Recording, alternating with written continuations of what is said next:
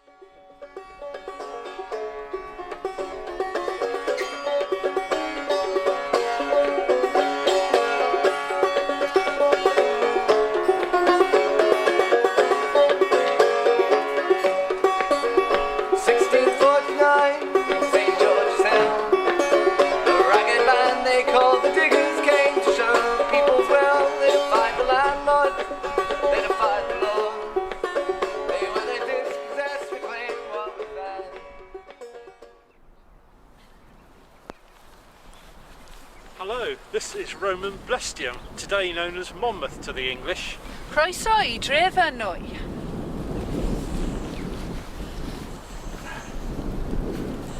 Well, welcome to Clubmen 1645, and that was some natives speaking in the native language of Welsh.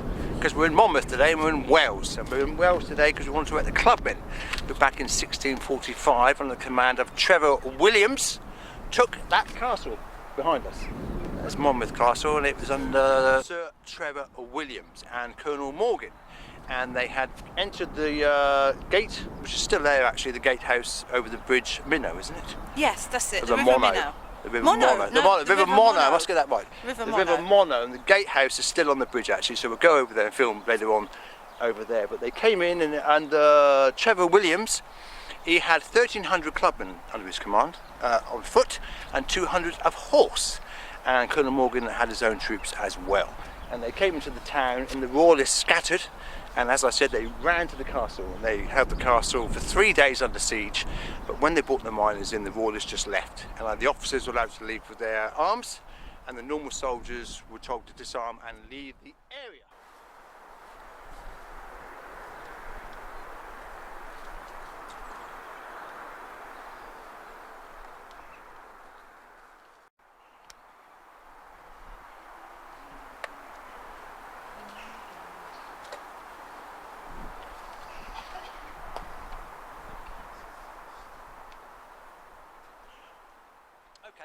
Here we are at the actual castle itself, and this is Monmouth Castle, what is left of Monmouth Castle, and this is where the royalist troops ended up on the third taking of Monmouth as such in the castle under Sir Trevor Williams. As I said, the clubmen came over the bridge into Monmouth, and the royalist troops ran here, and as I said earlier on, out there for 3 days they were under siege in this castle, and then they gave up after 3 days.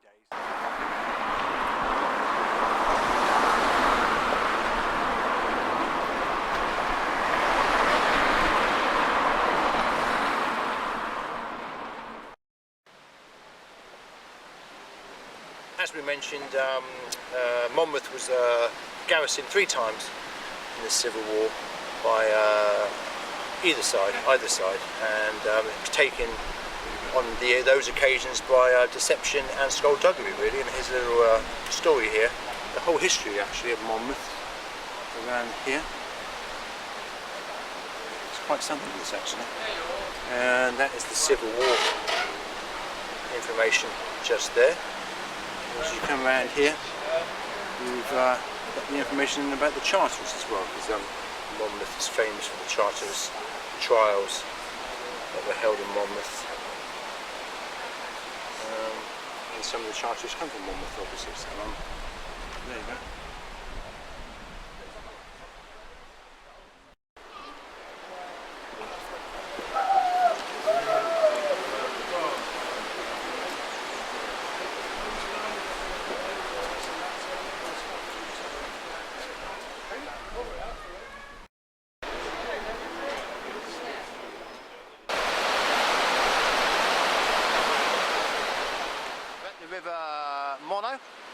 and that is the Bridgegate Bridge, which would be one of the entrances into Monmouth. And Sir Trevor Williams maybe came to that gate as such with the clubmen of Monmouth and Morganshire back in 18th of October 1645. And as we mentioned, they went to the castle where the siege was, and from then on, that was the end of the clubman activity here in Monmouth. And we're going to go on to Ragland Castle now, and we're going to talk about the petition that was handed in there on July the 3rd, 1645 to Charles I, because he ended up in Ragland Castle, and we should talk about that more when we get there. But yeah, Monmouthshire in Wales. We enjoyed it here today, haven't we? Yeah, it's lovely. And we've had two great assistants. Yes. We've had Sheila's brother, Clive, Yeah. and Sheila's sister-in-law, Yes. April.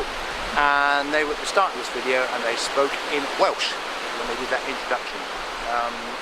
So yes, on to Ragland Castle it is. Quite sure which one that is.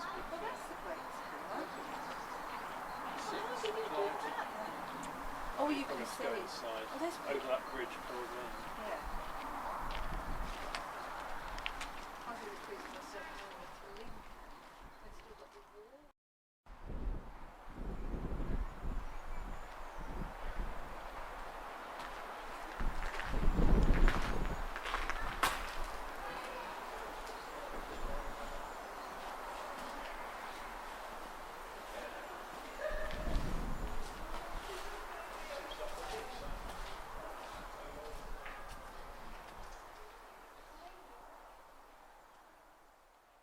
Castle.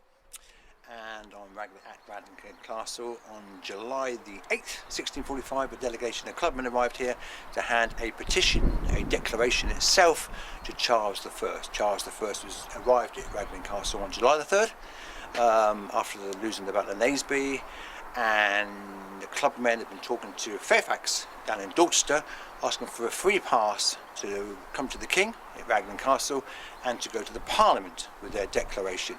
And they arrived here, as I said, on the 8th of July and handed in their declaration, while the other declaration went to Parliament.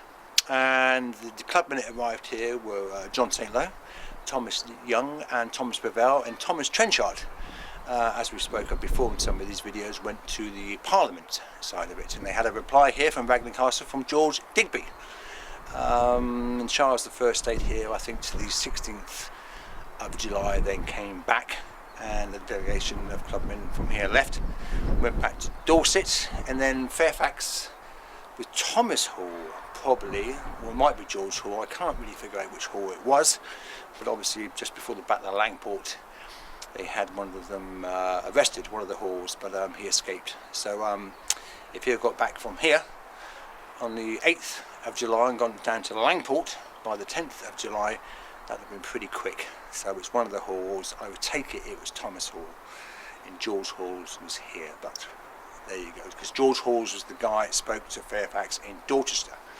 But yeah, we've been to Monmouth, to Wales, and now we're at Ragland Castle, where the Clubmen petition was handed in to Charles I. Right, I've come down from the top. Well, I was filming the top, and I told the story of the clubmen when they arrived here in 1645 on July the 8th. And this is the declaration, the petition that they handed in. And it is the humble petition of the inhabitants of the county of Dorset, presented to His Majesty at Ragland Castle on the 8th of July 1645. So that's the clubmen from Dorset who met Fairfax on the 3rd of July. Charles I arrived at Ragland Castle on the 3rd of July, and the clubmen arrived at Ragland Castle on the 8th of July to hand this petition in. And also there's a delegation of clubmen who went to Parliament with the same petition, roughly the same petition, and that was Thomas Trenchard. And as I mentioned, it was Thomas Young, John St. Low and Thomas Bevell, which came to Ragland Castle on July the 3rd, 1645. This is probably the first time this petition has been seen at Ragland Castle since July the 3rd, 1645, and it is now March 2020. It's the 7th. The 7th of March 2020. So there you go. The humble petition, the inhabitants of Dorset. Here, well, changed name actually, because it originally was entitled A Desire, a Reserved Treaty of King and Parliament with a cease of arms. So they were calling for the arms of the county to be taken out of Dorset. This is both sides to cease the armies in that area, the armed armies as such, to take the arms out of the county. And they were also calling for any soldiers that had been called to soldiery as such to be allowed to return home, put their arms down and go back to the dwellings where they used to live as such. So there's a lot of stuff in this petition actually. The Uxbridge peace treaty had collapsed, and they were talking for Parliament and His Majesty to talk again. As I mentioned, His Majesty lost the battle in Naseby, so the end was near anyway. But at this point, you know, nobody knew that as such.